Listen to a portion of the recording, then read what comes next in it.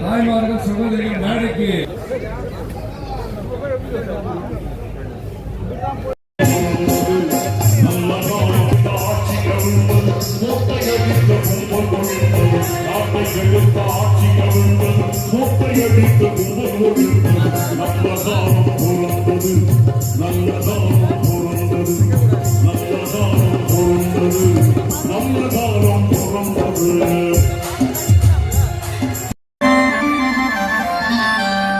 ஆடு பாம்பே நீ ஆடு பாம்பே ஆட்சி உன் கையில் என்று மோடி பாம்பே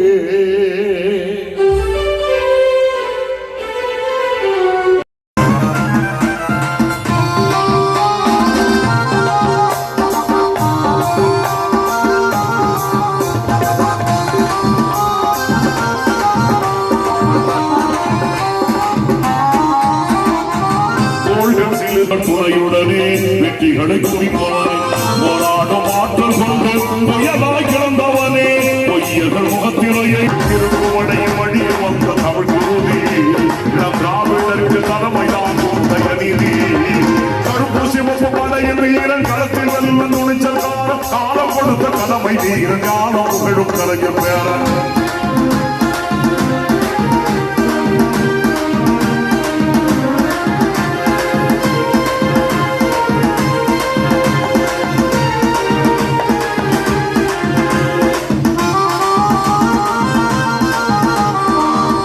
அஞ்சாமல் வெல்வானே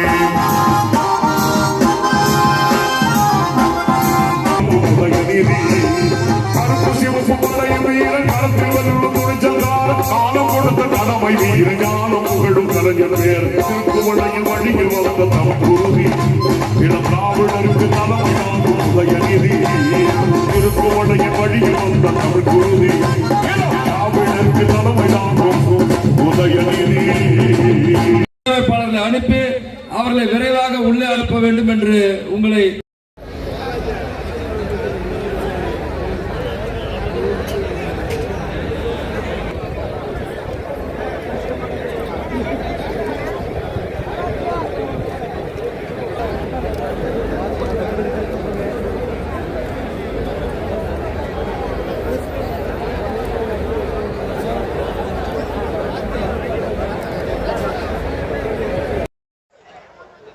Test.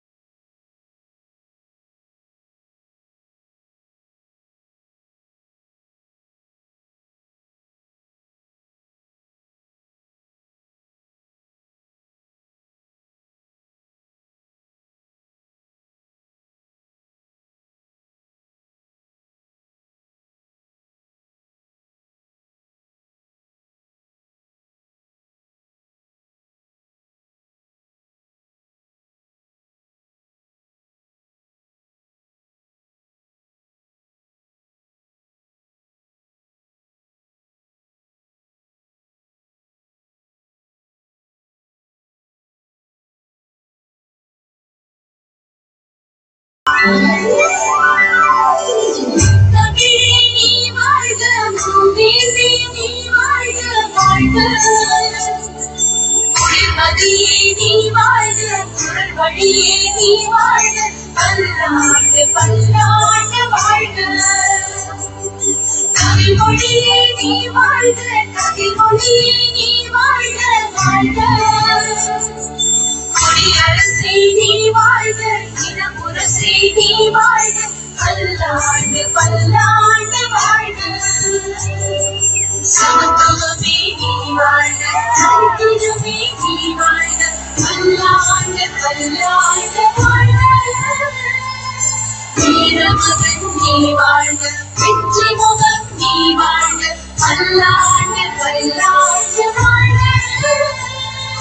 தமிழர்களின் அடைக்கலமே, தமிழகத்தின் படைக்கலமே, தமிழ் குலத்தின் திருத்தலமே வாழ்க.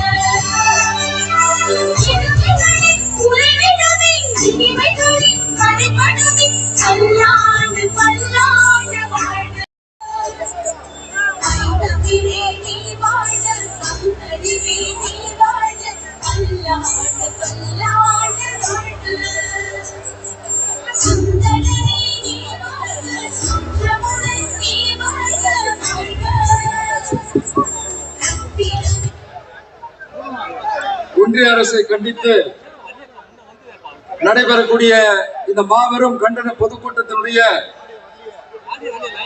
தலைமை பொறுப்பினை ஏற்றிருக்கக்கூடிய மாண்புமிகு தமிழ்நாடு சிறுபான்மையினர் நலன் மற்றும் வெளிநாடு வாழ் தமிழர் நலத்துறை அமைச்சர் மாண்புமிகு அண்ணன் ஆவடி சாமுநாசர் அவர்களே, முன்னிலை பொறுப்பினை ஏற்றிருக்கக்கூடிய திருவள்ளூர் கிழக்கு மாவட்ட பொறுப்பாளர் MSK ரமேஷ் ராஜ் அவர்களே, தலைமை செயற்குழு உறுப்பினர் அண்ணன் கோவிந்தராஜன் அவர்களே, நன்றி உரை ஆற்ற உள்ள திருவள்ளூர் சட்டப்பேரவை உறுப்பினரும் தலைமை செயற்குழு உறுப்பினருமான அண்ணன் VG ராஜேந்திரன் அவர்களே, இந்த பிரம்மாண்டமான பொதுக்கூட்டத்திலே தொடர்ந்து தமிழ்நாட்டுடைய நலனுக்காக, தமிழ் மொழிக்காக, தமிழ் இனத்திற்காக, திராவிட கொள்கைக்காக இன்றைக்கு ஒன்றிய அரசை எதிர்த்து போர் பரணி பாடக்கூடிய மாண்புமிகு அண்ணன் கழக தலைவர் தமிழ்நாடு முதலமைச்சர் அவர்களை வருக வருக என்று வரவேற்று விடைபெறுகின்ற நன்றி, வணக்கம்.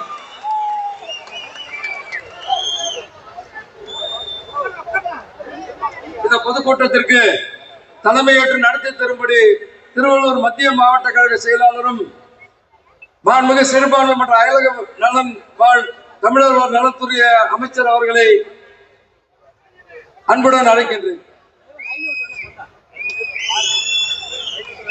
ஒருங்கிணைந்த திருவள்ளூர் மாவட்டத்தின் சார்பில் நடைபெறுகின்ற தமிழ்நாடு போராடும், தமிழ்நாடு வெல்லும், ஒன்றிய பாஜக அரசுக்கு எதிராக நடைபெறுகின்ற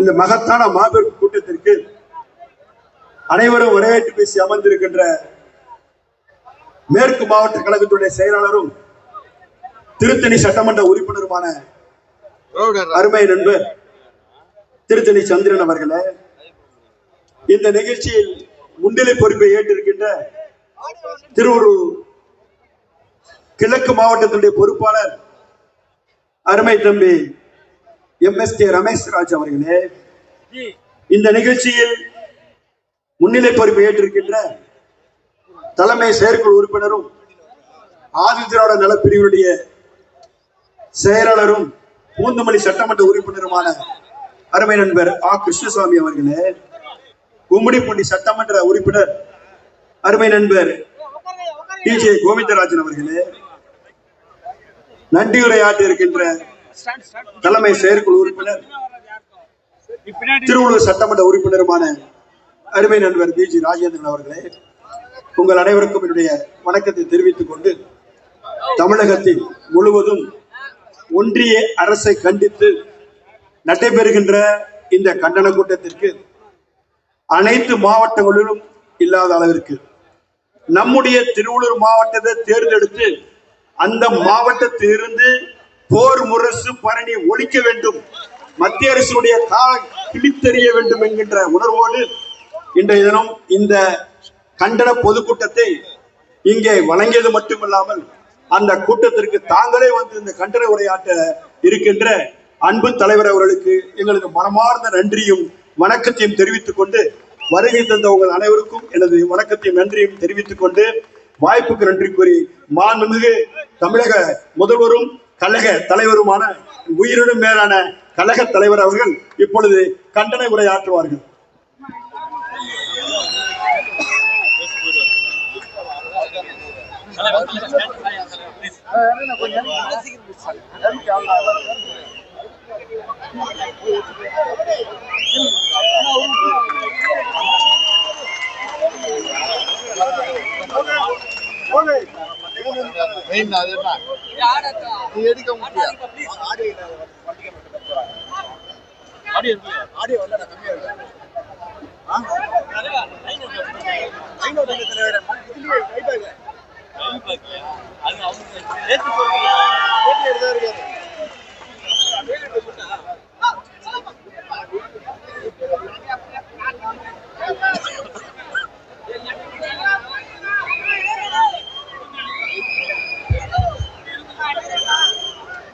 முதலில் உறுதிமொழி.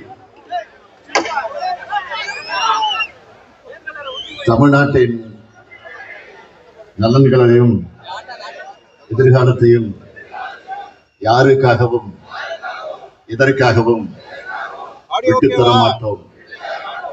தமிழ்நாட்டின் உரிமைகளுக்காக ஒன்றுபட்டு போராடுவோம்.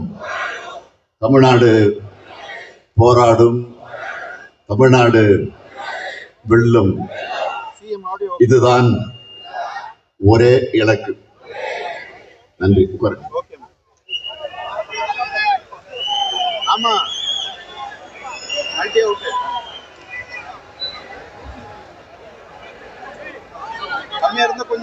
தமிழ்நாடு போராடும், தமிழ்நாடு வெல்லும். ஒன்றிய அரசை கண்டித்து நடைபெறக்கூடிய இந்த மாபெரும் பொதுக்கூட்டத்திற்கு தலைமை பொறுப்பை ஏற்றுள்ள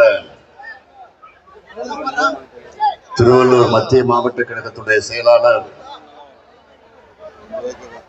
மாண்புமிகு அமைச்சர் ஆவடி நாசர் அவர்களே, துவக்கத்தில் அனைவரையும் வரவேற்று மகிழ்ந்திருக்கக்கூடிய திருவள்ளூர் மேற்கு மாவட்ட கழகத்துடைய செயலாளர் சட்டமன்ற உறுப்பினர் திருத்தணி சந்திரன் அவர்களே, முன்னிலை ஏற்றுள்ள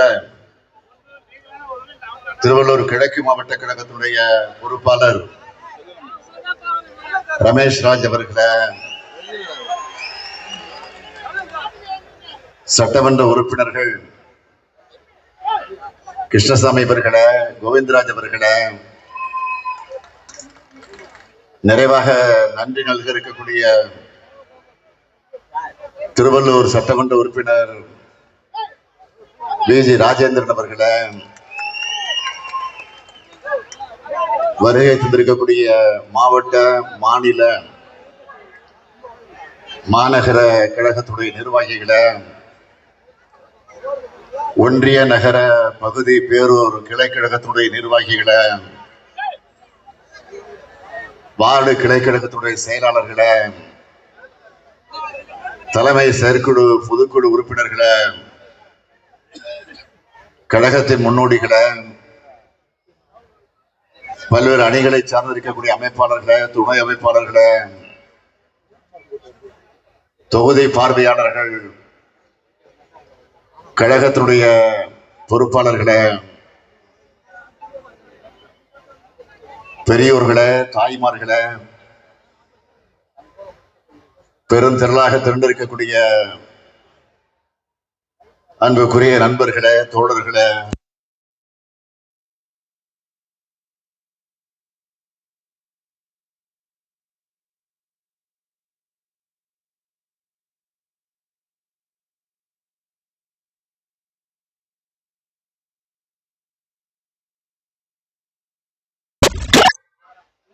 அன்பான வணக்கம். இப்படை தோற்கின் எப்படி வெல்லும் என்று ஒன்றிய ஆட்சியாளர்களை நோக்கி கேட்கின்ற வகையில் திரண்டிருக்கக்கூடிய தமிழினமே, இந்த இனத்திற்காக, இனிமை மிகு நம்ம தமிழ் மொழிக்காக, தமிழ்நாட்டின் உரிமைகளுக்காக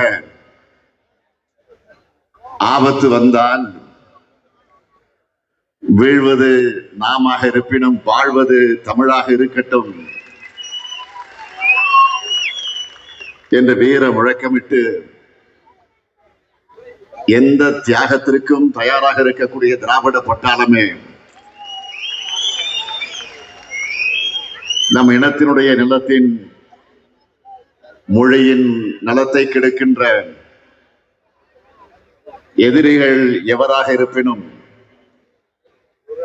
துணிவுடன் எதிர்கொள்ளும் திராவிட முன்னேற்ற கழகத்தின் வீர உடன்பிறப்புகளை, திராவிட முன்னேற்ற கழகத்தின் மீது நம்பிக்கை வைத்துக் கொண்டிருக்கக்கூடிய பொதுமக்களை நீங்க எண்ணி பாருங்க. 3 ஆண்டுல நம்ம மாநிலம் எந்த அளவிற்கு முன்னேறி இருக்கு. அதுக்கு முன்னாடி எப்படி இருந்துச்சுன்னு கொஞ்சம் சிந்திச்சு பாருங்க. முந்தைய ஆட்சியாளர்களால் 10 ஆண்டு காலம் பாதிக்கப்பட்ட தமிழ்நாட்டினுடைய வளர்ச்சி வளைந்த முதுகோடு தமிழ்நாட்டின் உரிமைகளை டெல்லியின் காலடியில் அடகு வச்ச ஊர்ந்த அவலம். இதையெல்லாம் கண்டு பொறுக்காத மானமுள்ள தமிழினம் திராவிட முன்னேற்ற கழகத்தின் ஆட்சிய அமைச்சாதான் நாடும் நாட்டு மக்களும் நிம்மதியாக இருக்க முடியும், சுயமரியாதை உணர்வோடு தலைநிமிர்ந்து வாழ முடியும்னு முடிவு செஞ்சு 2021ஆம் ஆண்டு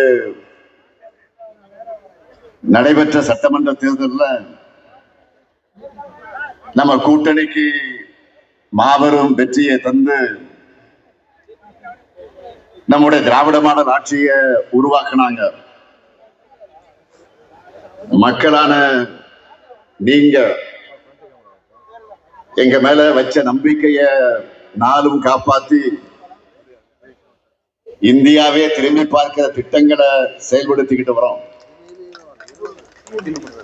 கலைஞர் மகளிர் உரிமை திட்டம், விடியல் பயணம், முதலமைச்சரின் காலை உணவு திட்டம், புதுமை பெண் திட்டம், தமிழ் புதல்வன் திட்டம்,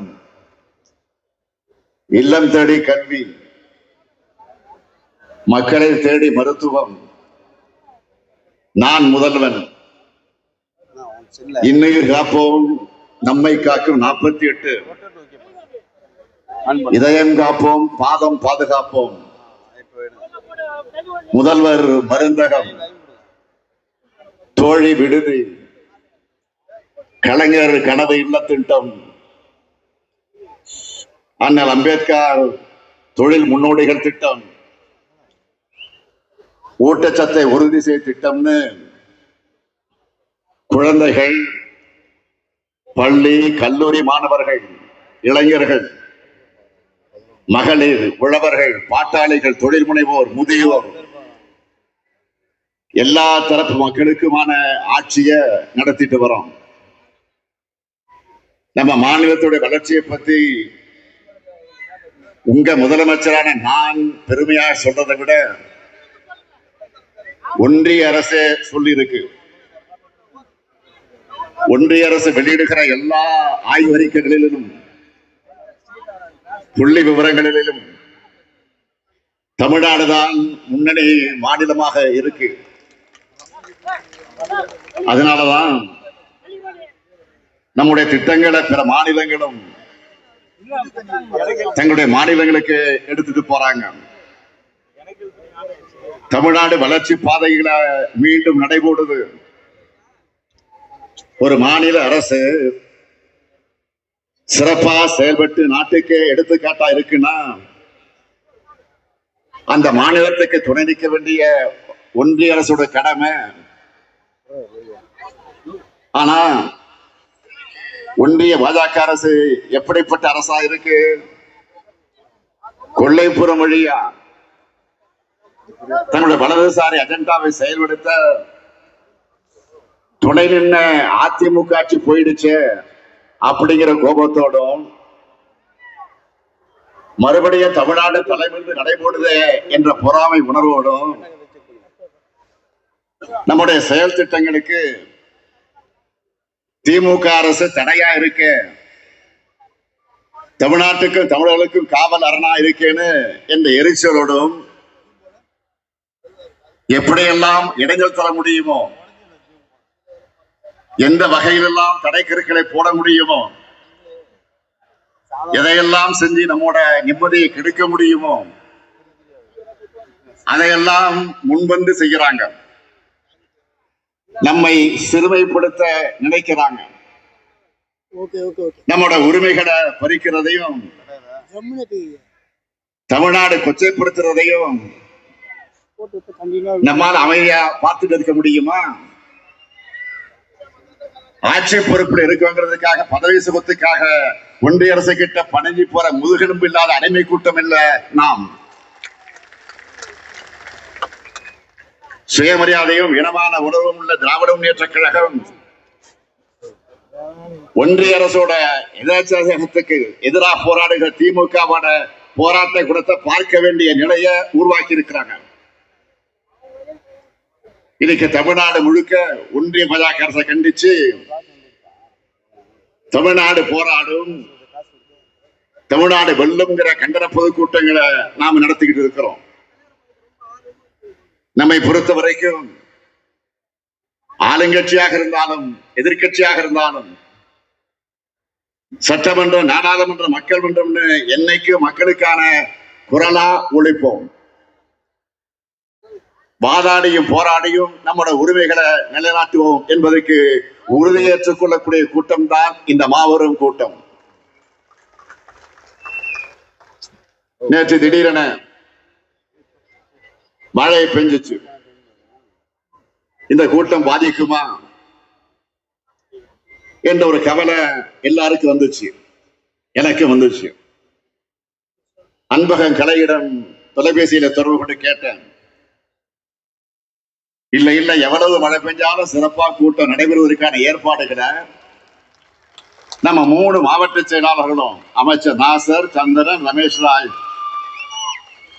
அதேபோல தொகுதியுடைய எம்எல்ஏ பிஜிஆர் எல்லாம் முனைப்பா செஞ்சுக்கிட்டு இருக்கிறாங்க. அவங்களுக்கு துணை நிற்கக்கூடிய அனைத்து நிர்வாகிகளுக்கும் என்னுடைய வாழ்த்துக்களையும் பாராட்டுக்களையும் இந்த நேரத்தில் நான் தெரிவித்துக் கொள்ள விரும்புகிறேன். இன்றைக்கு மாண்புமிகு பிரதமராக இருக்கக்கூடிய திரு நரேந்திர மோடி அவர்கள் பிரதமர் வேட்பாளரா அறிவிக்கப்பட்ட சமயத்தில் என்ன சொன்னார்? டெல்லியில் இருந்து இந்தியா முழுமைக்கும் திட்டமிடுகிறது என்பது அகற்றப்பட்டு அந்தந்த பகுதியில் இருக்கக்கூடியவர்கள் துணையோடு திட்டமிடுவதுதான் என்னுடைய அணுகுமுறையா இருக்கும் சொன்னார். நான் கேட்கிறேன், மாண்புமிகு பிரதமர் மோடி அவர்களே, ஒரு காலத்தில் குஜராத் மாநிலத்துடைய முதலமைச்சராக இருந்த மாண்புமிகு பிரதமர் மோடி அவர்களே, கடந்த 10 ஆண்டு காலத்தில் நீங்க சொன்னபடி மாநிலங்கள்கிட்ட நடந்துகிட்டு இருக்கீங்களா? இல்லையே. அதுக்கு மாறா உங்களுடைய செயல்பாடுகளும் அமைச்சரோட அணுகுமுறையும் எப்படி இருக்கு? மாநிலங்களை எப்படி அழிக்கிறது, எப்படி ஒழிக்கிறது, மாநில உரிமைகளை எப்படி பறிக்கிறது, எப்படி சிதைக்கிறதுன்னு சர்வாதிகார எண்ணமா தான் இருக்கு. நான் பிரதமரானா மாநிலங்களுக்கு முக்கியத்துவம் தருவேன்னு சொன்னீங்களா? அப்படி மாநிலங்களுக்கு முக்கியத்துவம் கொடுத்து கூட்டாட்சி ஜனநாயகத்துக்கு மதிப்பளிச்சு நீங்க செயல்படுத்தின செயல்கள் என்ன? அதுதான் என்னுடைய கேள்வி. பிரதமராகும் போது நீங்க சொன்னது மறுபடியும் உங்களுக்கு நான் நினைவுபடுத்த விரும்புகிறேன். மாநில அரசுகள் டெல்லிக்கு காவடி தூக்குகிற நிலைமையை மாற்றி பிரதமர் சொல்லுகிறார், பிரதமராக ஆவதற்கு முன்பு சொல்லுகிறார், மாநில அரசுகள் டெல்லிக்கு காவடி தூக்குற நிலைமையை மாற்றி அதிகார பகிர்வுக்கு வழிகாட்டுவதுதான் என்ற அணுகுமுறையாக இருக்கும். மாநில முதலமைச்சரா நான் அடைஞ்ச 12 ஆண்டு கால அனுபவத்தோட தேசிய தலைமைய ஏற்கிறதால மாநிலங்களுடைய பிரச்சனையும் எனக்கு தெரியும்,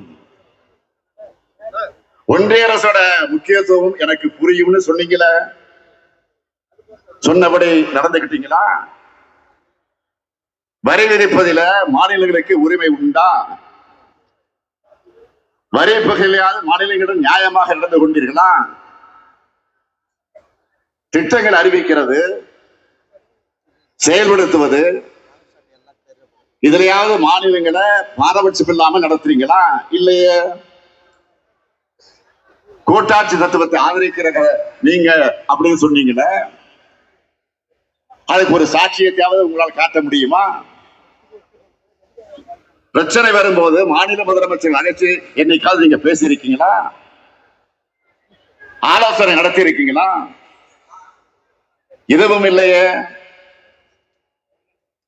அது மட்டுமல்ல, இன்னும் சொன்னீங்க, ஒன்றியத்தில் ஆட்சிக்கு வந்த பிறகு மாற்று கட்சிகள் ஆட்சி பொறுப்பில் இருக்கிற மாநில அரசுகளை பழி வாங்க மாட்டேன், எந்த வகையிலும் மாநில அரசுகள் பழிவாங்கப்படாதுன்னு உறுதியளிக்கிறேன். என்னதான் அரசியல் வேறுபாடுகள் இருந்தாலும் ஒன்றிய மாநில உறவு சீர்குலைய இடம் தர மாட்டேன்னு பிரதமர் மோடி அவர்கள் சொன்னார்கள். எதிர்கட்சிகள் ஆளக்கூடிய மாநிலங்களை பழிவாங்கிறது மட்டுமே, பழிவாங்கக்கூடிய அரசியலை மட்டுமே நடத்திக்கிட்டு இருக்கீங்க என்பதற்கு எத்தனை ஆதாரங்களை இப்ப என்னால சொல்ல முடியும். இப்ப கூட எங்களுடைய தமிழ்நாட்டு ஆசிரியர்கள் மற்றும் மாணவர்களுக்கான 2151 கோடி ரூபாய் நிதியை கொடுக்காம பழிவாங்கல் அரசியலை தான் நடத்திட்டு இருக்கீங்க. மாண்புமிகு பிரதமர் மோடி அவர்களே, இன்னும் இருக்கு. கடந்த 6/12/2012 அன்று குஜராத் மாநிலத்தினுடைய முதலமைச்சராக இருந்தப்போ சொன்னது ஞாபகம் இருக்கா? குஜராத் மக்கள் 60,000 கோடியை டெல்லிக்கு அனுப்புறாங்க, ஆனா அங்கிருந்து திரும்ப வர்றது மிக குறைவு, மிக மிக குறைவு. குஜராத் என்ன பிச்சைக்காரர்கள் மாநிலம் கேட்டீங்களா? நினைச்சீங்களா? அப்படி கேட்டார? அதே கேள்வி நான் திருப்பி கேட்கிறேன், தமிழ்நாடு என்ன பிச்சைக்கார மாநிலமா? நாங்க உழைச்சி வரியை செலுத்தின படத்துல எங்களுக்கான நிதியை கொடுக்கிறது உங்களுக்கு என்ன பிரச்சனை? 43 லட்சம் பள்ளிக்கூட நலனுக்காக நிதியை விடுவிக்காம மிரட்டுவது நியாயமா? தேசிய கல்விக் கொள்கையை ஏத்துக்கலன்னு தமிழ்நாட்டுக்கு தர வேண்டிய நிதியை தர மறுக்கிறாங்க. உண்மையிலே மக்களுக்கான மாணவர்களுக்கான திட்டமாக இருந்தா நாம அதை ஏன் எதிர்க்க போகிறோம்? எல்லாரையும் கல்விக்குள் அழைச்சுக்கிட்டு வர திட்டமா இருந்தா அதை வரவேற்போமே, வரவேற்று மகிழ்ந்திருப்போமே, மகிழ்ச்சியோடு அதை நிறைவேற்றி இருப்போமே. ஆனா தேசிய கல்விக் கொள்கை அப்படிப்பட்டதான். கல்வியில இருந்து மக்களை நீக்கம் செய்வதற்கான அத்தனை செயல் திட்டங்களையும் கொண்டதாகத்தான் இந்த கல்விக் கொள்கை இருக்கு. அதனாலதான் எதிர்க்க வேண்டியதாக இருக்கு. தேசிய கல்விக் கொள்கைய நாம ஏன் எதிர்க்கிறோம்னு அதனுடைய வரைவு கொள்கையா வெளிப்படையாகவே கல்வியாளர்கள் அடங்கிய குழுவை அமைச்சு தெளிவான ஆய்வறிக்கையை நாம் வெளியிட்டோம். தேசிய கல்விக் கொள்கை என்பது கல்விக் கொள்கை அல்ல, அது காவி கொள்கை. அது இந்தியாவை வளர்க்க உருவாக்கப்பட்ட கல்விக் கொள்கை அல்ல. இந்தியை வளர்க்க கொண்டு வரப்பட்ட கல்விக் கொள்கை.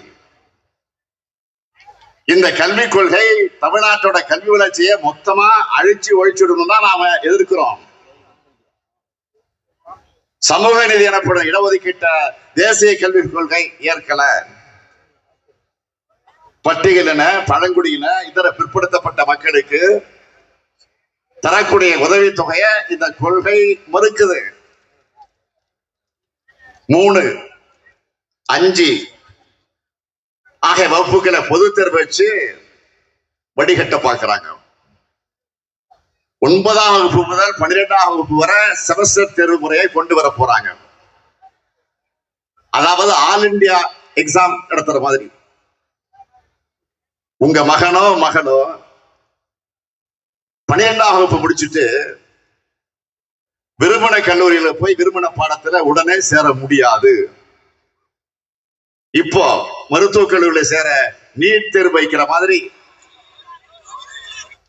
ஆர்ட்ஸ் காலேஜுக்கும் தேர்வு வச்சுதான் எடுப்பாங்க.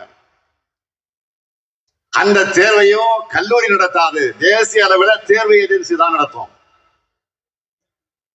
10ஆம் வகுப்பு முதல் பட்டப்படிப்பு வரை படிப்பை தொடர விரும்பாத மாணவர்கள் அவங்களாக வெளியேறலாம். இப்படி சொல்றத போன்னு விரட்டத்துக்கு சமம். 6ஆம் வகுப்பு முதல் தொழிற்கல்வி என்ற பெயரான குலக்கல்வி திட்டத்தை அறிமுகப்படுத்த போறாங்க. குலத்தொழில, ஜாதி தொழில தொடராம படிச்சு முன்னேற நினைக்கிறவங்கள மீண்டும் அதை நோக்கி தள்ள பாக்குறாங்க. இதையெல்லாம் பார்த்துத்தான் தேசிய கொள்கை ஏற்றுக்க மாட்டோம்னு ஆணித்தரமாக சொல்றோம். ஆனா இதையெல்லாம் ஏத்துக்கிட்டாதான் தர்மேந்திர பிரதான் சொல்லுகிறாரு, இதை ஏத்துக்கிட்டு ஆகணும் என்று சொல்லுகிறார். இல்லைன்னா பணம் கிடையாது மறுக்கிறார். 2000 கோடி கிடையாது சொல்லுகிறார். உடனே நான் சொன்னேன், 2000 கோடி நான் 10,000 கோடி தந்தாலும் ஏத்துக்க மாட்டோம் என்று ஸ்ட்ராங்கா நான் சொல்லிட்டேன். அந்த கோபத்துலதான் அமைச்சர் தர்மேந்திர பிரதான் தமிழ்நாட்டை சேர்ந்தவங்க மேல கோபப்படுகிறார். நமக்கு ஜனநாயகத்தன்மை இல்லையாம், நாகரிகம் இல்லையாம். கல் தோன்றி மண் தோன்றா காலத்தை முன்தோன்றிய இனம் நம்முடைய தமிழினம். உலகத்துக்கு யாதும் ஊரே யாவரும் கேளீர் என்ற பண்பாட்டை உருவாக்கி கொடுத்துச்சு. அத்தகைய தமிழர்களுக்கு ஜனநாயகம் தெரியாதா, நாகரிகம் தெரியாதா? வந்தாரை வாழ வைக்கும் தமிழ்நாடு இது. பிறப்புக்கும் எல்லா உயிருக்கும் மரம் பேசுற தமிழகத்துக்கு ஜனநாயகத்தை பத்தி வகுப்பு எடுக்காதீங்க. நீங்க ரொம்ப ஹெட்மாஸ்டர் மாதிரி, நாங்க என்ன ஸ்டூடெண்ட் மாதிரி எங்களுக்கு வகுப்பு எடுக்க வந்திருக்கீங்களா? விடமாட்டோம். தமிழ்நாடு விடாம போராடுறத நீங்க தாங்கிக்க முடியாம தமிழ்நாட்டை சேர்ந்தவங்க நாகரிகமற்றவர்கள் சொல்றாரு ஒன்றிய அமைச்சர் தர்மேந்திர பிரதான் அவர்கள். தமிழ்நாட்டை கொச்சைப்படுத்துவதுதான் உங்களுடைய வழக்கம். ஏற்கனவே பார்த்தோமே, ஒடிசா மாநிலத்துல தேர்தல் நடந்தப்போ மரியாதைக்குரிய நவீன் பட்நாயக் அவர்களின் செயலாளரா நம்முடைய தமிழ்நாட்டை சார்ந்த ஒருவர் இருந்தார். தமிழ்நாட்டை சார்ந்த ஒருவர் இருந்தார் என்பதற்காக பிரதமர் மோடி, உள்துறை அமைச்சரும் தமிழ்நாட்டை எப்படியெல்லாம் கொச்சைப்படுத்துறாங்க. ஜெகநாத கோயில் கருவூல சாவிய தமிழ்நாட்டுக்கு திருடிட்டு போயிட்டாங்க. நாங்க ஆட்சிக்கு வந்ததும் அந்த கருவூல சாவி தொடர்பான விசாரணை அறிக்கைய பொதுவில வெளியிடுவோம் அப்படின்னு பேசுனாங்களா இல்லையா? ஜெகநாத கோயில் கருவூல சாவிக்கு தமிழ்நாட்டுக்கு என்ன சம்பந்தம்? பிரதமர் உள்துறை அமைச்சர் செஞ்சது எவ்வளவு பெரிய அவதூறு. அங்க ஆட்சி மாற்றம் நடந்து பாஜக ஆட்சிக்கு வந்து 5 மாசம் ஆச்சு. கருவூலச்சாவி எங்கன்னு ஒடிசா மாநிலத்தினுடைய எம்பி ஒருவர் நாடாளுமன்றத்தில் பேசி இருக்கிறார். தமிழர்களை திருடர் சொன்னதை உடனே வாபஸ் பெறுங்கன்னு அந்த எம்பி சொல்லி இருக்கிறார். இதை கேட்டு அவையில் வாய்மூடி மௌனம் சாதிச்சிருக்கிறாங்க. இதுதான் அநாகரிகம். அநாகரிகம் பற்றி பேசுகிற தர்மேந்திர பிரதான் அவர்களே, எது நாகரிகம்னு உங்களால் சொல்ல முடியுமா? எந்த மாநிலத்திலிருந்து வரியை வசூல் பண்ணிக்கிட்டு எங்களையே பச்சடி போடுறதுதான் நாகரிகமா? தமிழ் பிடிக்கும், தமிழ் பேச முடியலன்னு சொல்லிக்கிட்ட தமிழுக்கு நிதி ஒதுக்காம சமஸ்கிருதத்துக்கு நிதி ஒதுக்குறது தான் நாகரிகமா? தாய்மொழிய வலியுறுத்துறோம்னு சொல்லிக்கிட்டு அதை செய்யாம சமஸ்கிருதத்தை இந்தியையும் திணிக்கிறது தான் நாகரிகமா? குஜராத்ல இயற்கை பேரிடர் வந்தா அன்று மாலையே 10,000 கோடி ரூபாய் ஒதுக்குறதும், தமிழ்நாட்டுல பேரிடர் நடந்து 2 ஆண்டுகள் ஆன பிறகும் நாங்க கேட்டதுல 1 விழுக்காடு நிதி கூட ஒதுக்காம இருக்கிறதா நாகரிகமா? ஒரே ஒரு எய்ம்ஸ் மருத்துவமனையை மட்டும் அறிவிச்சுட்டு 7 வருஷமா அதை கட்டாம ஏமாத்துறது தான் நாகரிகமா? நாகரிகத்தை பத்தி யாரு பேசுறது? அநாகரிகத்தின் அடையாளமே நீங்க தான். அநாகரிகத்தை அராஜகமாக பயன்படுத்துறது நீங்க தான். இந்தி ஏத்துக்கலன்னா நிதி தரமாட்டேன்னு சொல்றதை விட அராஜகம் இருக்க முடியுமா? தமிழ்நாட்டை சார்ந்தவங்களை அராஜகவாதிகள் சொன்ன தர்மேந்திர பிரதான் 1/2 மணி நேரத்துல மன்னிப்பு வச்சுட்டாங்க நம்ம தமிழ்நாட்டு எம்பிக்கள்.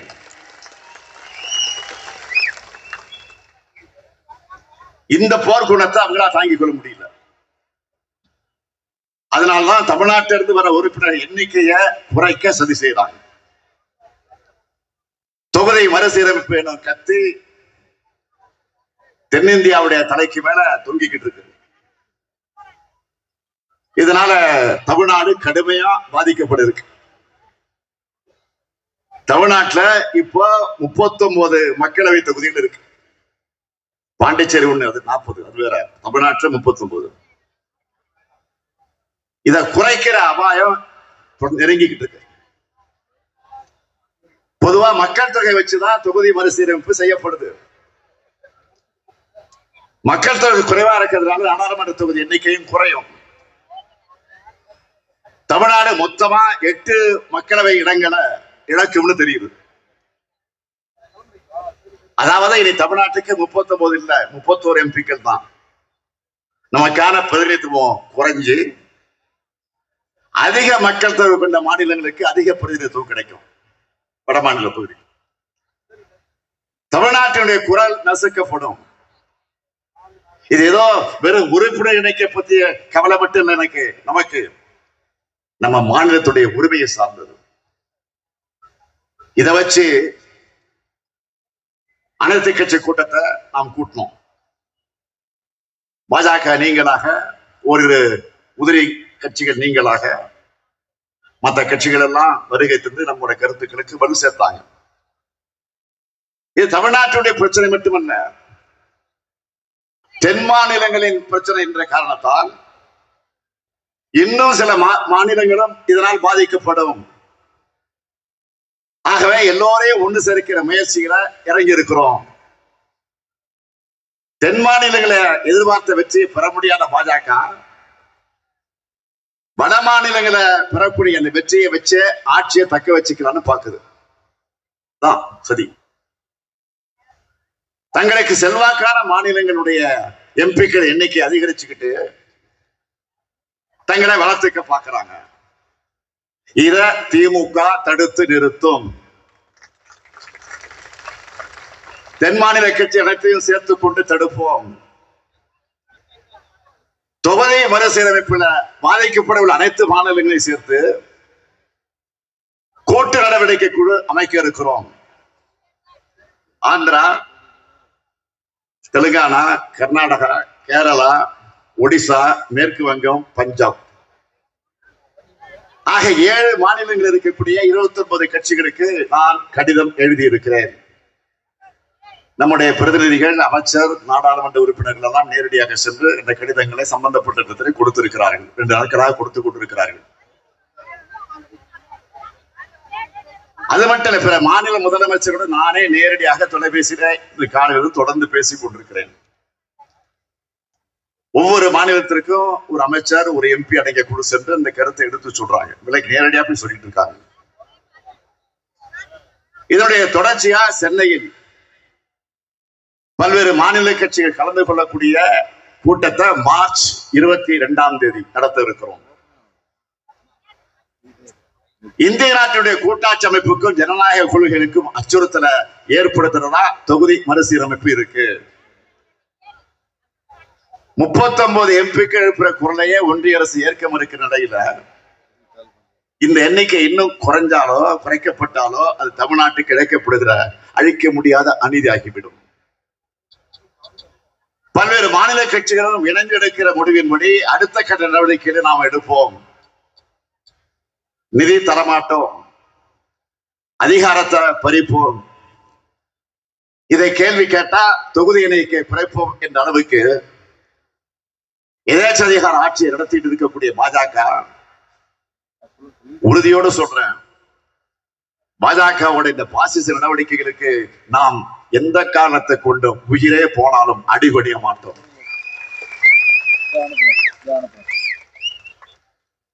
பாஜகவுடைய பாசிச நடவடிக்கைகளுக்கு எதிராக ஒட்டுமொத்தமா இந்தியாவை திரட்டுவோம். பாஜகவின் ஆதிக்கவாதி சாதிய சிந்தனை நம்ம மக்களுடைய சமூக நீதியை மறுக்குது. பாஜகவின் சர்வாதிகார சிந்தனை நம்மளை போன்ற மாநிலங்களோட சுயாட்சி தன்மையை நொறுக்குது. பாஜகவுடைய மதவாத சிந்தனை இந்த நாட்டின் மதச்சார்பற்ற தன்மையை சிதைக்குது. பாஜகவுடைய எதேச்சையாக எண்ணம் கூட்டாட்சி தத்துவத்தை ஒழிக்க பார்க்குது. இத இப்ப தடுக்கலன்னா பிறகு எப்பவுமே தடுக்க முடியாது. சமூக நீதி, மதச்சார்பின்மை, கூட்டாட்சி இந்தியா, மாநில சுயாட்சி கோட்பாடுகளின் கீழ் இந்தியாவை அணி திரட்டுவோம். அப்படி அணி திரட்டினா மட்டும்தான் இந்தியாவை காப்பாற்ற முடியும். அதனால தமிழ்நாடு போராடும், தமிழ்நாடு வெல்லும் என்ற போராட்டமானது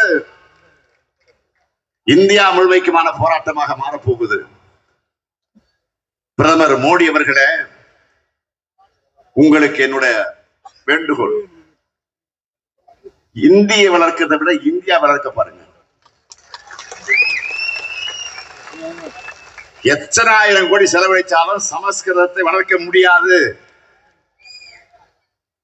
மக்களால் பேசப்படாத மொழி, அந்த மொழியை வளர்க்க கோடி கோடியாக குட்டி கூப்பீங்க. உலகமெங்க பல நாடுகளில் அரசு அங்கீகாரத்தோடு மக்களால் பேசப்படுகிற எங்க தமிழ் மொழிக்கு ஓரவஞ்சனை செய்வீங்களா? நாடு இப்ப என்ன நிலையில் இருக்கு? பிரதமர் அவர்களே, ஜிடிபி எனப்படும் இந்திய நாட்டுடைய உள்நாட்டு உற்பத்திய என்னவா வச்சிருக்கிறீங்க? கடந்த அக்டோபர் டிசம்பர் ஆகிய 3வது காலாண்டுல 6.8 விழுக்காடா வளருன்னு சொன்னாங்க. ஆனா 6.2 விழுக்காடு தான் வந்திருக்கு. இதுதான் உங்களுடைய வளர்ச்சி இந்தியாவா? அமெரிக்க டாலருக்கு நிகரான இந்திய ரூபாய் மதிப்பு சரிஞ்சு சரிஞ்சு படுபாதாளத்துக்கு போகுது. 2014ஆம் ஆண்டு நீங்க ஆட்சிக்கு வரும்போது அமெரிக்க டாலருக்கு இணையான இந்திய ரூபாயுடைய மதிப்பு 58 ரூபாய் 47 பைசாவா இருந்துச்சு. இப்போ 2025ஆம் ஆண்டு 87 ரூபாய் 99 பைசா ஆயிடுச்சு. இதுதான் இந்தியாவுக்கான வளர்ச்சியா? அமெரிக்க பொருள்கள் மீது விதிக்கிற கூடுதல் வரியை குறைக்க இந்தியா ஒத்துக்கிட்டாங்கன்னு அந்த நாட்டினுடைய அதிபர் வெளிப்படையா பேட்டி அளிச்சிருக்கிறார். இது அவமானம் இல்லையா? இந்தியாவுக்கு இருக்க மதிப்பு மரியாதை இதுதானா? இந்தியாவுடைய மதிப்பை உயர்த்த நீங்க எடுத்த நடவடிக்கை என்ன? 2 ஆண்டுகளா மணிப்பூர் 10 எரியுது, 250 பேர் பலியாக இருக்காங்க. 2 நாட்களுக்கு முன்னாடி கூட வன்முறை நடந்திருக்கு. இதை தடுக்க ஒரு சிறு திரும்பை கூட ஒன்றிய பாஜக அரசு போடல, நடவடிக்கை எடுக்கல. நாங்க ஆட்சிக்கு வந்தா ஒரு மீனவரை கூட கைது செய்ய மாட்டாங்கன்னு சொன்னவர் யாரு? மோடி. அவருடைய 10 ஆண்டுகள் ஆட்சியில 3000 பேர் கைது செய்யப்பட்டிருக்கிறாங்க. கடந்த ஆண்டு மட்டும் 530 பேர் மீனவர்கள் கைது செய்யப்பட்டிருக்கிறாங்க. இந்த ஆண்டு இந்த 2 மாசத்துல 130 பேர் கைது செய்யப்பட்டிருக்கிறாங்க. சின்ன நாடான இலங்கை கூட உங்களை மதிக்கலையே. இதுதான் உங்களுடைய பரிதாபங்கள். அதனால்தான் அதால பாதாளத்துக்கு இந்தியா இறங்கிக்கிட்டு இருக்கு. இதை தடுக்க வேண்டிய கடமையும் பொறுப்பும் மாநில கட்சியாக இருந்தாலும் திமுகவுக்கு இருக்கு. இந்தியாவில மக்களாட்சியை காக்கக்கூடிய முன்னணி படையா திராவிட முன்னேற்ற கழகம் திகழ்ந்து பேரறிஞர் பெருந்தகை அண்ணா அவர்கள் சொன்னார, அத்தகைய முன்னணி படையாக நாம செயல்படுவோம். அதற்கு உதாரணம், நாடாளுமன்றம் தொடங்கினதிலிருந்து மீடியாவில பார்த்தீங்கன்னா இப்ப வரைக்கும் தமிழ்நாட்டை பத்தி தான் எல்லா ஒன்றிய அமைச்சர்களும் பேசுறாங்க. நான் அவங்களுக்கெல்லாம் சொல்லிக்கொள்ள விரும்புவது, நீங்கள் நாள்தோறும் வசைபாடினாலும் தமிழ்நாடு தொடர்ந்து போராடும், தமிழ்நாடு இறுதி வரை போராடும், தமிழ்நாடு இறுதிகளை வெல்லும் வெல்லும் வெல்லும் வெல்லும். விடைபெறுகிறேன். நன்றி, வணக்கம்.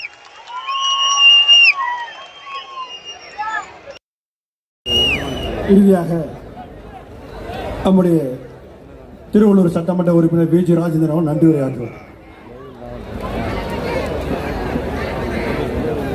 திராவிட முன்னேற்ற கழகத்தினுடைய தமிழ்நாடு போராடும், தமிழ்நாடு வெல்லும் என்ற கண்டன கூட்டத்திற்கு கண்டன உரையை இந்த திருவள்ளூர் தொகுதியிலே நடத்த வேண்டும் என்ற தலைவர் அவருடைய உத்தரவுக்கு இந்த நேரத்திலே நன்றியை சொல்லி, இந்த கூட்டத்திற்கு உறுதுணையாக இருந்திருக்க நமது மாவட்டத்தினுடைய அமைச்சர் மற்றும் மாவட்ட கழகத்தினுடைய செயலாளர் திரு சந்திரன், நமது ரமேஷ்காந்த், சட்டமன்ற உறுப்பினர்கள் கிருஷ்ணசாமி, அருமை சகோதரர் TJS மற்றும் ஒன்றிய கழக, பேரூர் கழக, நகர கழக செயலாளர்கள், நிர்வாகிகள், நேற்று அடாத மழையிலும் விடாது களத்தில் சேத்துல இறங்கி பணியாற்றிய நம்ம கழகத்தினுடைய அத்துணை நிர்வாகிகளுக்கும் இந்த நேரத்திலே நன்றி நன்றி என்று சொல்லி, திருவள்ளூர் மக்களின் சார்பாக தலைவர் அவர்களுக்கு கோடான கோடி நன்றியை சொல்லி விடைபெறுகிறேன். நன்றி, வணக்கம்.